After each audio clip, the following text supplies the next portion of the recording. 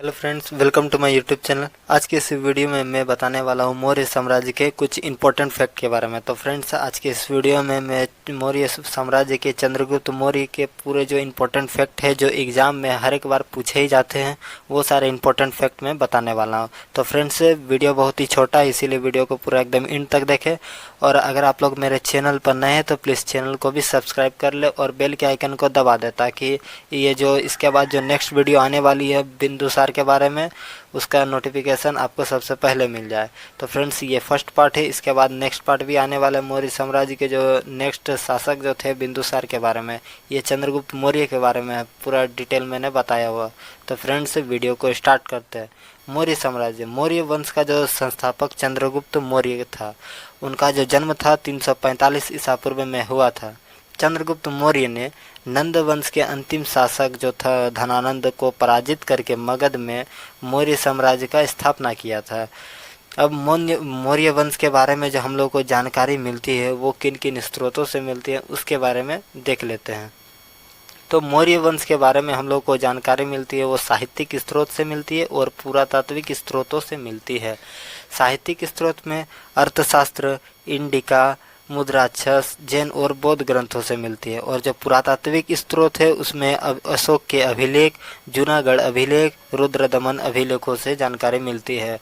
अब आगे चलते हैं। मौर्य वंश का जो मौर्य साम्राज्य का जो विस्तार था वह कहाँ से कहाँ तक था, उसके बारे में हम लोग देखते हैं पूरा मैप के जरिए। चंद्रगुप्त मौर्य ने मौर्य वंश की स्थापना की थी और एक विस्तृत राज्य की स्थापना किया था। यहाँ पर आप लोग पूरा मैप देख सकते हैं, जो मौर्यकालीन मैप है। आइए इसको बढ़िया से समझते हैं कि मौर्यकालीन जो ये राज्य था वो कहाँ से कहाँ तक पूरा विस्तृत फैला हुआ था। ये जो उत्तर के हिमालय से लेकर दक्षिण में मैसूर तक तथा पूर्व में बंगाल से लेकर उत्तर पश्चिम में हिंदुकुश पर्वत तक तथा पश्चिम में अरब सागर तक अपने साम्राज्य का विस्तार किया था। यहाँ पर जो आप लोग देखें कि जो यहाँ से एकदम इतना इतना जो था इसे पूरा विस्तार किया हुआ था पूरा मौर्य साम्राज्य का। जो चंद्रगुप्त ने पूरा मौर्य साम्राज्य का अपना विस्तार कर लिया था। अब उसके बाद देखते हैं जो मौर्य साम्राज्य के शासकों के बारे में। जो मौर्य साम्राज्य के शासक थे वो चंद्रगुप्त मौर्य प्रथम जो संस्थापक हुए, फिर उसके बाद बिंदुसार, उसके बाद अशोक, उसके बाद दशरथ मौर्य, उसके बाद संप्रति, उसके बाद शालीशुक, उसके बाद देववर्मन, उसके बाद शतधन्वन, उसके बाद बृहद्रथ। जो अंतिम शासक जो मौर्य साम्राज्य के हुए वो थे बृहद्रथ, और प्रथम शासक वो चंद्रगुप्त मौर्य। आप लोगों को इतना सारा नहीं पढ़ना है, सिर्फ आप लोगों को चंद्रगुप्त मौर्य के बारे में और बिंदुसार और अशोक के बारे में पढ़ना है, क्योंकि यहीं से एग्ज़ाम में क्वेश्चन पूछे जाते हैं। और बाकी सब जो थे वो उतनी योग्य शासक नहीं हुए, इसीलिए आप लोगों का जो कोई एग्ज़ाम में क्वेश्चन आते हैं वो सिर्फ चंद्रगुप्त मौर्य के, बिंदुसार और अशोक से ही आते हैं। तो फ्रेंड्स, आज की इस वीडियो में मैं चंद्रगुप्त मौर्य के बारे में बता रहा हूं और नेक्स्ट जो वीडियो आएगा उसमें मैं आप लोगों को बिंदुसार के बारे में बताऊंगा। तो फ्रेंड्स, इसीलिए वीडियो को एकदम लास्ट तक देखें। चंद्रगुप्त मौर्य से आप लोगों का कोई भी क्वेश्चन नहीं छूटेगा। तो फ्रेंड्स, वीडियो को स्टार्ट करते हैं और नेक्स्ट देखते हैं चंद्रगुप्त मौर्य के बारे में। चंद्रगुप्त मौर्य मौर्य वंश के प्रथम शासक तथा संस्थापक थे। 322 ईसा पूर्व में नंद वंश के शासक धनानंद को पराजित करके वह मगध में राजा बने।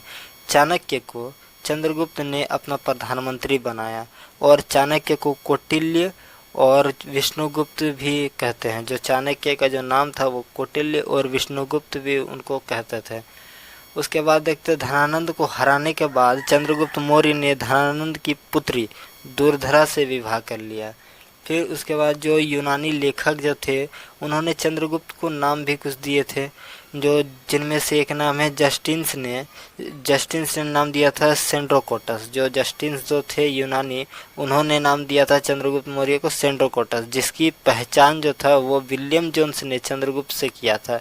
जो विलियम जोन्स ने चंद्रगुप्त मौर्य से किया था ये नाम का पहचान सेंड्रोकोटस का। अब देखते 305 ईसा पूर्व में सेलुकस निकेटर ने मगध पर आक्रमण कर दिया। अब उसके बाद क्या हुआ कि मगध पर आक्रमण कर दिया सेलुकस निकेटर ने। फिर चंद्रगुप्त मौर्य ने उसे पराजित कर दिया और उसकी जो पुत्री कार्नेलिया जिसे हेलेना भी कहते हैं, उससे विवाह कर लिया। फिर युद्ध के शर्तों के अनुसार सेल्यूकस निकेटर ने 4 प्रांत काबुल, कंधार, हेरात और मकरान चंद्रगुप्त मौर्य को दे दिया।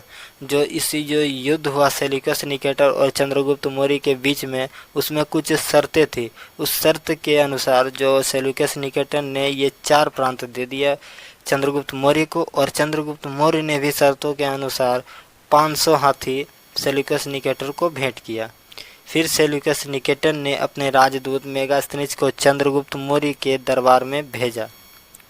अब उसके बाद देखते हैं मेगास्थनीज की जो पुस्तक है इंडिका जो पुस्तक है, उसमें मौर्य वंश के बारे में जानकारी मिलती है। ये जो बहुत इम्पोर्टेंट है ये इंडिका, इससे हर एक एग्जाम में क्वेश्चन कई बार पूछे जा चुके हैं कि इंडिका किसकी रचना है। तो इंडिका जो है वो मेगास्थनीज की रचना है।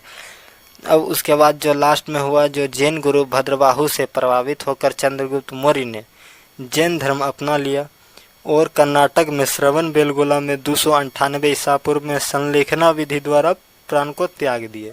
जो संलेखना विधि है वो जैन धर्म का बहुत ही कठिन विधि है। इसी विधि से उन्होंने अपने प्राण त्याग दिए।